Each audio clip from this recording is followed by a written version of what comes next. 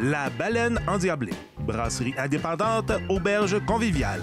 Un fier partenaire de l'émission. Hey, salut, bienvenue aux Bobines suivent les babines. C'est le contraire, hein? Je t'écoutais pas. On est dans le sous-sol de chez tes parents, comme d'habitude. Comment ça va? Ça va, numéro 1, dans le sous-sol de chez tes parents. All right. T'as-tu eu une bonne fin de semaine, mon Guillaume? Oui, drôle de fin de semaine que j'ai eu. Moi, on a eu une tempête de neige. En fait, en fin de semaine, je devais aller à la Danstrade à Saint-Germain. Il y avait un spectacle de Danstrade, puis finalement, la vie m'a amené dans un show de musique a cappella. Qui chantait? C'était le groupe Quartz. D'ailleurs, qui mériterait une place dans l'émission, là, ça le cachera pas, là, sont peut-être pas connus à la hauteur de leur talent. C'est malade. C'est sa coche en estique. Ah, ben c'est intéressant. Ouais. J'ai un ami qui fait du son, qui était jusqu'à Rivière-du-Loup pour faire le son de ce show-là, ce soir-là. Ah, OK. OK. Il m'a écrit pour m'inviter, mais j'étais en train de jouer à Resident Evil, fait que j'ai pas répondu. Fait que de quoi tu vas me parler aujourd'hui, mon Guillaume? Aujourd'hui, je parle de deux groupes. Écoute, étonnamment, aujourd'hui, je me sens drôle. Je parle de mon groupe. C'est comme ça. Mon groupe s'appelle Poirier Orchestra. Ben oui. Qui est un groupe basé dans le secteur de Rivière-du-Loup. All right. Puis, on a l'autre artiste dont je parle. C'est un artiste qui est quand même connu, mais je trouve qu'il mérite d'être reconnu encore plus. C'est Yann Perrault. Moi, de mon bord, je vais te parler de Apache, un artiste de musique électronique. Puis, je vais te parler aussi de Dead Grips, qui est un groupe de hip-hop expérimental. Ça vaut vraiment la peine de découvrir ça, même si c'est un petit peu agressif comme musique. All right. On part de ça, cette émission-là. Let's go. All right.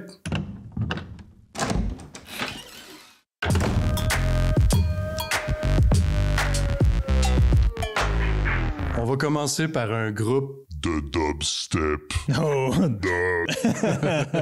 Je trouve que la musique de danse électronique, c'est un peu mal compris, je trouve, du public. J'ai l'impression que les gens voient ça un peu comme quelque chose de facile à produire, quelque chose que tu pèses sur le piton pour dropper le beat. Pourtant, moi, je trouve que ce type de musique-là n'est pas si facile que ça à produire. C'est vraiment de l'ingénierie sonore incroyable la plupart du temps. C'est-à-dire que c'est... D'accord. Ouais, c'est effectivement de la musique qui est très, très simple à composer en général parce que, veux pas, ça vient te chercher dans ton côté un peu tribal. Alors, c'est pour ça qu'en général, cette musique-là contient un beat qui est soutenu tout le long. Comment je dirais ça? Quand tu es devant, par exemple... un instrument de musique comme une guitare, ben ta guitare, elle te demande pas vraiment comment tu veux jouer avec. Quand tu es devant des consoles de son électronique, des synthétiseurs ou même juste ton laptop, je pense qu'une question qui se pose souvent, que ton instrument te pose, puis c'est « qu'est-ce que tu attends de moi, finalement? Ouais. Tout ce que tu entends dans la musique électronique, ultimement, est un choix qui a été fait par l'artiste. Également, ben en général, c'est un duo ou une personne toute seule qui va composer cette musique-là. Fait qu'il y a quelque chose d'intéressant aussi par rapport au côté plus personnel, je pense, de cette musique-là. Ce gars-là est tout seul pour faire tout ça. Puis, c'est un peu son univers qu'on entend quand on écoute sa musique. Fait que le EDM, comme on l'appelle, est une musique qui, oui, est très simple dans son apparence puis dans la manière qu'elle sonne en général devant les gens. Cependant, quand tu l'analyses plus profondément, je trouve que c'est de la musique qui est très personnelle en général. Et pour le cas de Apache, c'est une musique qui est assez intéressante, je te dirais, dans le sens que je dirais pas que Apache a réinventé la roue, là. Encore là, on parle de bass music. Donc, pour Apache, on parle de dubstep, de trap puis de hip-hop. C'est pas mal ça, ces trois principales influences là, pour composer ses beats, sa musique et tout ça.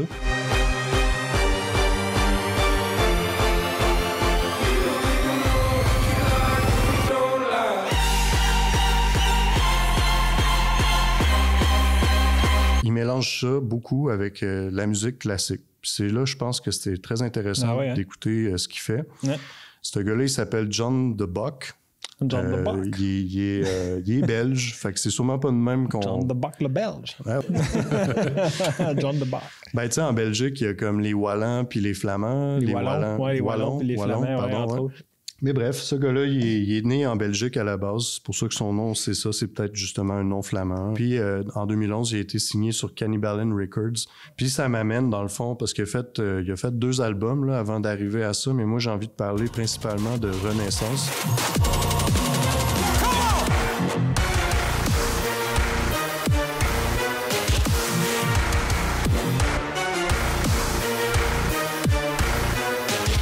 Il a composé à l'aide d'un orchestre complet à Prague, l'Orchestre symphonique de Prague. Il y a 69 musiciens dans cet orchestre-là.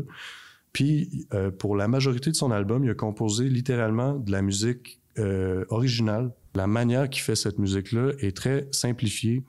C'est ressorti du contexte normal de ce qu'on peut percevoir un peu de la musique classique. Parce que lui-même, en entrevue, il va dire souvent qu'il aimerait redémocratiser un peu la musique classique pour ensuite rajouter son côté bass music par-dessus, dans le fond. Fait que, ultimement, moi, ce que j'ai trouvé en entendant ça pour la première fois, c'est que je trouvais que c'était très innovateur, même si on a souvent entendu avant de la musique classique mélangée avec de la musique dance. Tu sais, c'est quand même quelque chose qu'on a souvent vu avant. Mais lui, le fait qu'il se déplace jusqu'à Prague pour aller enregistrer ça avec un vrai orchestre, qui a pris le temps aussi d'enregistrer, de composer plutôt des mélodies par rapport à ça.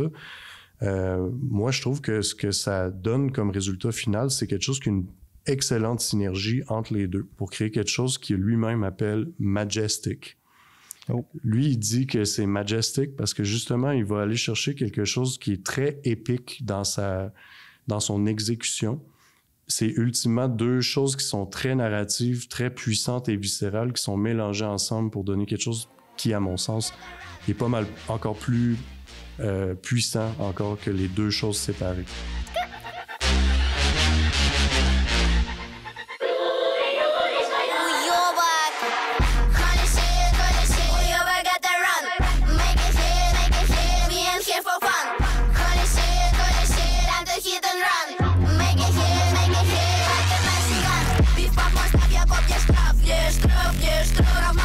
En gros, ce que tu me dis, c'est que Beethoven, s'il avait pu, il aurait mis du dans ses symphonies. Je suis d'accord avec toi, oui. Il l'aurait fait, c'est clair. Tu sais, Beethoven, il faisait du métal à l'époque, apparemment, selon ce que j'ai compris. On fait souvent cette analogie-là. Ouais. Puis bref, j'ai l'impression qu'effectivement, Beethoven aurait pu aussi faire du dubstep ou quelque chose d'intense comme ça. Bref, moi, je te conseille fortement, quand tu pars sur la route pendant à peu près 2 heures, 2 heures et demie, de te clencher cet album-là. Puis d'après moi, tu vas arriver un petit peu plus tôt que prévu à ta destination.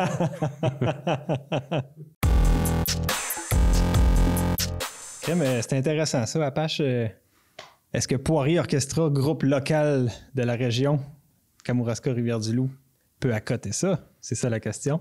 D'après moi, oui. D'après moi, oui. Est-ce que c'est la même affaire? D'après moi, non. All right. Poirier Orchestra, tout comme Apache, c'est une fusion de beaucoup d'éléments. OK. T'sais, nous, on est 4 musiciens, dans le fond. Je dis nous parce que pour ceux qui se joignent à nous, là, c'est mon groupe. Ça donne qu'aujourd'hui, je parle de mon groupe, qui est un groupe basé dans la région ici.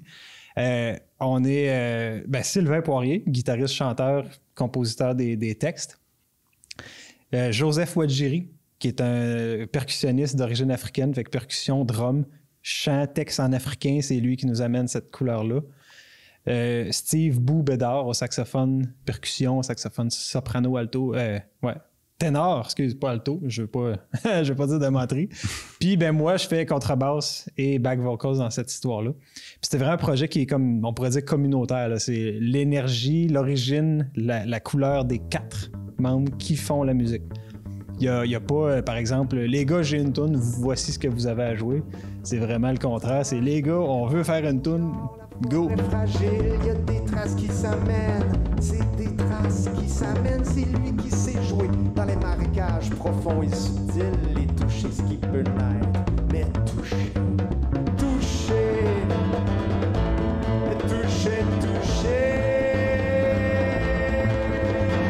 Souvent, les gens, d'ailleurs, aiment ça, connaître le style de musique. Oui. Ça a été un défi. Là. Le groupe existe depuis quand même 6 ans, je crois. Ça a été un défi. Puis je pense que là, on a trouvé l'appellation exacte, qui n'est pas longue de même. parce que c'est plein d'éléments, plein d'affaires. On serait un groupe de World Keb. Ah, ouais, c'est bien résumé, ça. World Keb, musique du monde, OK, québécoise. Commençons par l'aspect québécois. Pourquoi musique québécoise? Écoute, les textes, c'est vraiment...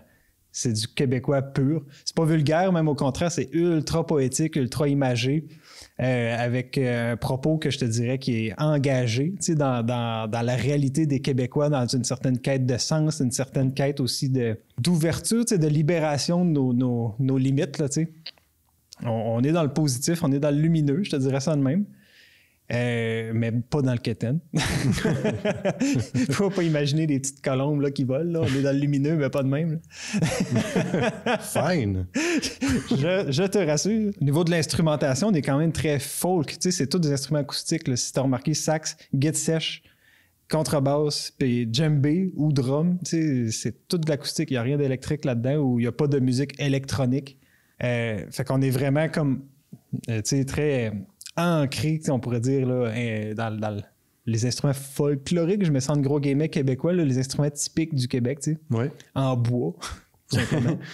Des instruments traditionnels, là, finalement. Ouais. La partie world dans notre style de musique, c'est world keb. Ouais. World, écoute, notre musique, c'est un mélange de reggae, de afrobeat, de folk, de jazz, de funk. Je suis pressé, mais pas pressé. Mes pas sont pas pressés.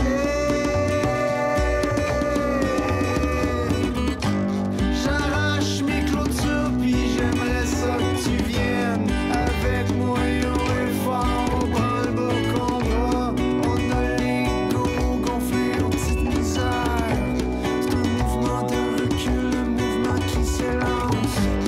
On chauffe sa machine. Il y a du slam aussi, tu sais, je reviens un peu sur la partie texte. Des fois, il y a du slam qui est intégré là-dedans. Beaucoup de place à l'improvisation, comme dans le jazz, mais sur des grooves qui peuvent être extrêmement tribales. Si je pense à Joseph, aux percussions ou drum, tu sais, son aspect... naturellement, il est camerounais. Donc, naturellement, il arrive avec des rythmes qui ne sont pas les rythmes standards que nous, on a tant un bon 4 temps, tu sais, lui, ça va plus être syncopé, ça va plus groover, tu sais. Okay. D'instinct, là, c'est ça qu'il va faire, tu sais. Fait que ce mélange de couleurs-là, c'est pas mal la base, tu sais, la sauce, on va dire, de Poirier Orchestra.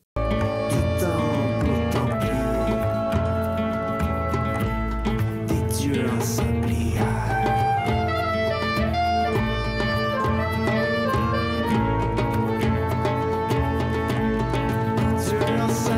Je vois très bien le côté folk québécois là-dedans, puis tout ça, puis le petit côté reggae aussi. C'est pas le genre de musique que j'écoute beaucoup tout seul quand je suis dans mon char, mettons, mais c'est exactement le type de musique que j'aime écouter avec ma copine le dimanche matin quand on se fait un petit déjeuner tranquille. Fait que je vais rajouter ça à la liste d'écoute. De savoir que je vais être dans vos intimités, ça me touche. C'est vrai que dans ma robe de chambre, en fait. Là, ça me touche doublement. C'est vrai que c'est un beau mélange. Puis tout ça composé au Kamouraska, il a-tu fallu que vous cherchiez un peu pour trouver des gens qui viennent de plusieurs endroits différents ou ça s'est fait tout seul? Ça s'est fait tout seul. Ouais. La vie est bien faite. Ouais, c'est ça, je me suis dit. On n'a pas eu... moi puis le chanteur, on s'est vu, on s'est aimé la face, on fait de la musique ensemble. Première fois qu'on a joué ensemble, c'était en show, on n'avait même pas pratiqué. Ah ouais. Puis évidemment, c'était des anciennes compositions à lui. Je suis arrivé, j'ai joué, puis ça clique, on continue, puis... Là, ça fait 6-7 ans, même plus peut-être. C'est un peu comme toi puis moi, dans le fond. Ça clique, man. Ça clique. Ouais, ça a cliqué.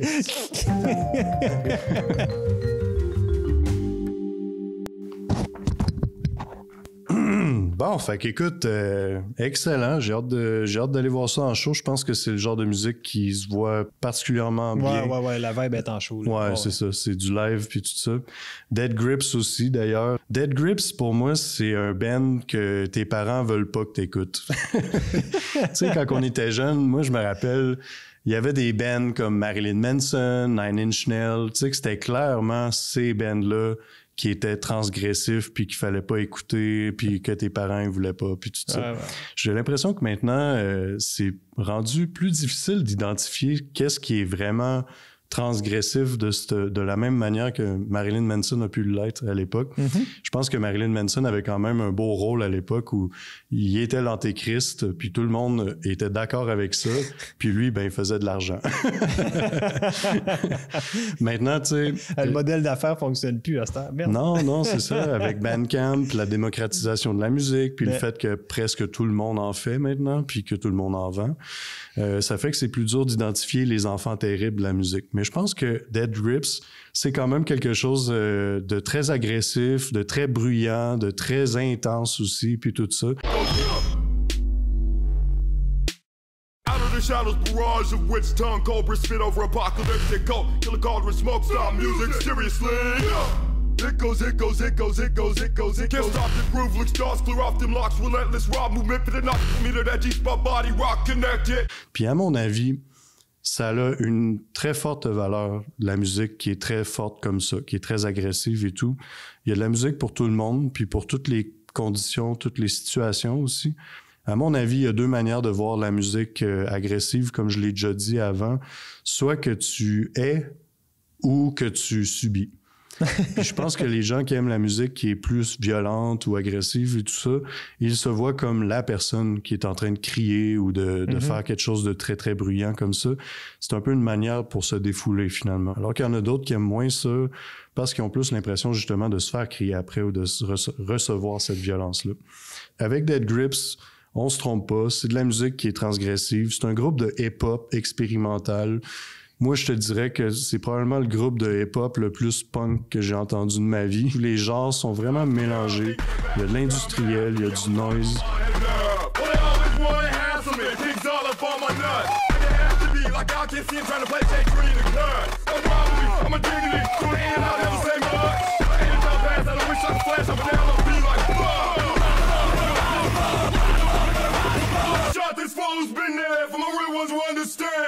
Dead Grips, by the way, c'est une expression anglaise qui veut dire quand t'as peur, quand t'as tellement peur que tu t'agrippes après quelque chose de tellement fortement qu'après t'es plus capable de le lâcher. Ouais, les dead grips à la chaise de main. Ouais. D'ailleurs, Ok. tu vois que ta chaise, elle a des dead grips, genre. Probablement Ouais. que la personne qui possédait cette chaise-là avant toi, Écoutez du dead grips. ouais, ou faisait juste de l'anxiété, un des deux. J'aime mieux la première. D'autant plus que 2 des 3 membres du band, c'est aussi des artistes visuels. Oh. Fait qu'ils s'amusent beaucoup avec la manière qu'ils se présentent avec leurs vidéoclips ou leurs performances live et tout ça. D'ailleurs, tu sais, leurs vidéoclips puis tout ce qu'ils font a une synergie, comme une cohérence, si on veut, avec leur musique. Je trouve que, ultimement, quand tu regardes l'entièreté de ce qu'ils font puis que tu écoutes, c'est du gros chaos ce qui se passe. C'est trop bruyant, trop violent, trop intense. Mais tout ça mis ensemble forme quelque chose qui est unique, puis qui est cohérent aussi avec leur démarche artistique visuelle. Par exemple, eux autres, la manière qu'ils font leurs vidéoclips, c'est souvent sur la route. Par exemple, ils ont fait un vidéoclip où le chanteur, tout le long, il est filmé par une caméra de recul d'une voiture louée. Tout le long, la voiture recule sur lui, puis c'est juste un montage de lui qui fait ça. Puis il y a un autre vidéoclip où il semble s'être arrêté à un moment donné dans une buanderie ou je sais pas. Ils ont collé leur cellulaire dans la porte de la machine à sécher. Puis à tout bout de champ, ils rouvrent puis ils referment la porte. Fait que tu vois le chanteur qui fait son rap, puis une fois de temps en temps, la porte elle referme, puis tu vois à l'intérieur de la sécheuse des trucs qui bougent dedans. Fait que, ultimement, ce que j'essaie de dire avec ça, c'est que même si tout ça est totalement chaotique, il y a réellement une démarche derrière ça. Puis je trouve que c'est très intéressant, justement, de plus que tu creuses, plus que tu le vois. Out of the blue, went through the bag, door coming through like fuck, what was that? Hanging on over, it made me feel so heated, how we creeping up, showing you jam. Shit from below, give a shit if you know, cause even if you did, bet you keep coming back. Back for more, need a man, yo, addicted to the heat. Leurs shows sont profondément épuisants à voir. Le son est trop fort. L'énergie du groupe est non-stop. Ils parlent pas au public. Tout le long, ils font juste leur musique sans arrêt. Puis à la fin, ils disent merci, puis ils s'en vont. Pas de rappel. Tu les as-tu vus toi-même? Une fois, mais Ouais, ok. honnêtement, Il a fallu que je sorte 1 ou 2 fois parce que je m'étais pas amené de petits bouchons là, pour les oreilles. Puis je te jure que pour cette band-là, t'en as besoin. Ah ouais. Ils font exprès pour mettre le son un peu trop fort. Un peu comme Swans faisait à l'époque, là, tu sais, que tu ressortais de là avec quasiment la nausée. Là. Mais ça fait partie de leur démarche artistique. Puis pour en revenir à ce que je disais au départ, c'est pas parce que la musique est agressive qu'elle est pas, ça vaut pas la peine de l'entendre. Tout comme dans la vie, toute bonne expérience n'est pas nécessairement agréable à vivre. J'aime ça, ces belles paroles de sagesse.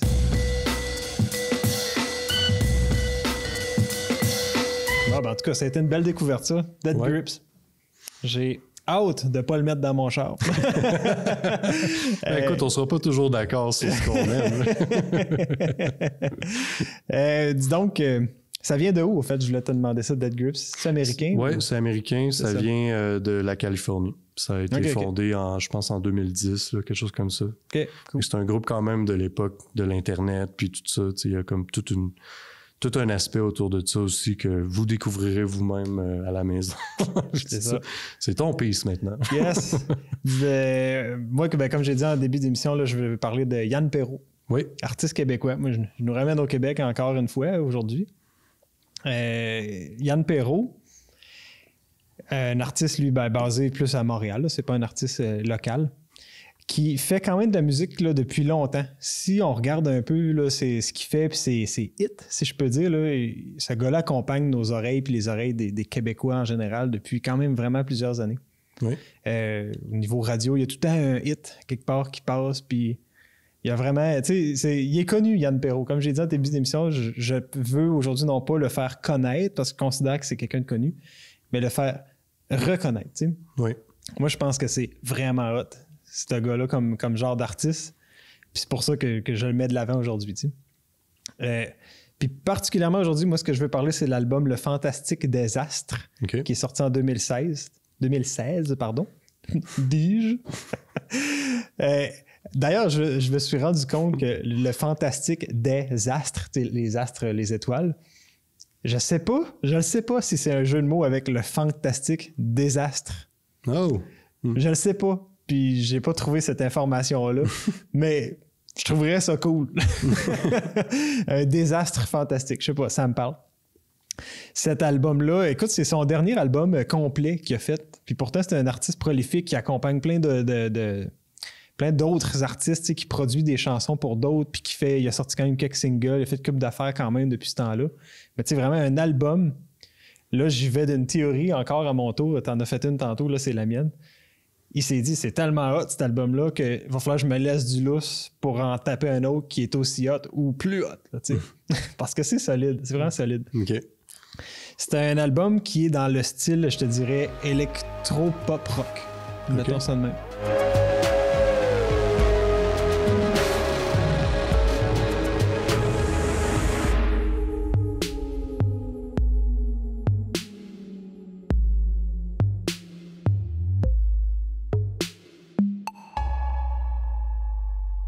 Pop, disons, clarifions cet aspect-là, tu sais, c'est des structures, c'est des tunes relativement courtes, on va dire en moyenne 3 à 4 minutes peut-être. Des mélodies vocales accrocheuses, tu sais, vraiment le standard d'un pop, là, tu sais. Électro, il y a beaucoup d'électro là-dedans, là. Genre de grosses basses sales, un peu rave, là. Mm-hmm. Il y en a pas mal. C'est un album qui est très énergique, mais qui est aussi à la fois hyper, je dirais, sensible. C'est pour ça que je le trouve beau. C'est tout qu'un voyage. C'est un album qui s'écoute vraiment de A à Z, du début à la fin. Ouais. Il y a souvent des pièces de transition, des petites tunes de 40 secondes qui font vraiment une transition comme qui finissent la tune d'avant, qui amènent à la tune d'après. Puis ça, j'adore ça. C'est comme le film, il continue. Là, c'est un long film. Puis Yann Perrault, mettons que je parle un peu de lui. Honnêtement, là, sa date de naissance, je le sais pas. C'est pas important. Ouais, c'est pas tant grave. Mais comme aspect que je trouve très important puis qui paraît au niveau de ses textes, c'est que c'est un gars qui pratique beaucoup de méditation. Puis qui va aller beaucoup dans ce genre de texte-là, tu sais, sa façon d'être sensible puis d'être à l'écoute de sa sensibilité paraît vraiment, tu sais. Mm-hmm. Fait que dans ses textes, ça paraît. Je le présenterai pas aujourd'hui, mais il y a une tune qui est super quand même connue, qui a joué beaucoup à radio, qui est Embellie ma vie. OK. C'est une chanson d'amour vraiment remarquable. C'est beau, super beau. Aujourd'hui, moi, je pensais plus vous présenter un peu les différentes couleurs de cet album-là.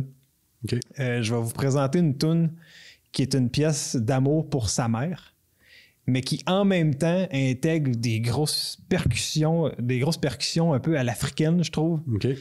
Mais qui est une pièce douce d'amour pour sa mère qui est rendue trop faible physiquement pour continuer le train de vie, si on peut dire, qu'elle avait avec lui. Fait que c'est quand même très touchant. Full d'énergie musicale dans un texte ultra sensible, tu sais. OK. Puis avec du piano. En tout cas, c'est vraiment cool. J'aimerais reculer le temps et vivre tout ce qu'on n'a pas vécu. Tu m'as donné la vie, le courage et la bonté. Tu m'as donné envie de voyager de beauté. Pour moi t'es l'énergie, pour moi t'es le pilier, pour moi t'es la magie. Oh.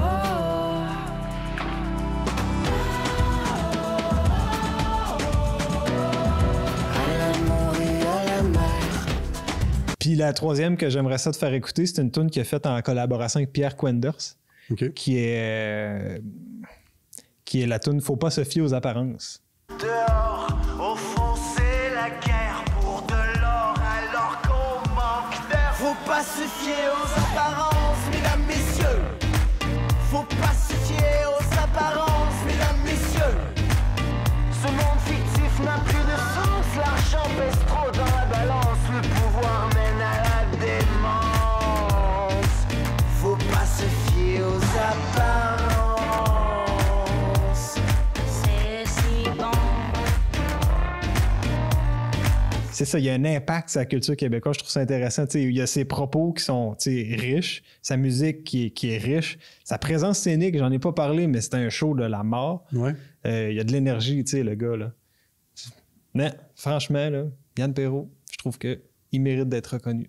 Ben écoute, Guillaume, c'était bien le fun, encore une fois, de jaser de musique avec toi. C'est toujours très intéressant. Moi, j'aime bien ça, le fait qu'on ait des goûts vraiment différents, fait qu'on se fasse découvrir un peu des choses à chaque semaine. Puis j'espère que ça fait la même affaire pour vous autres à la maison, là, que on parle d'affaires que vous connaissez pas beaucoup, puis que ça vous donne un petit peu envie de l'écouter. Bref, on se revoit la semaine prochaine pour un autre épisode de... Les babines suivent les bobines. Hey, il l'a bien dit! Je l'ai eu!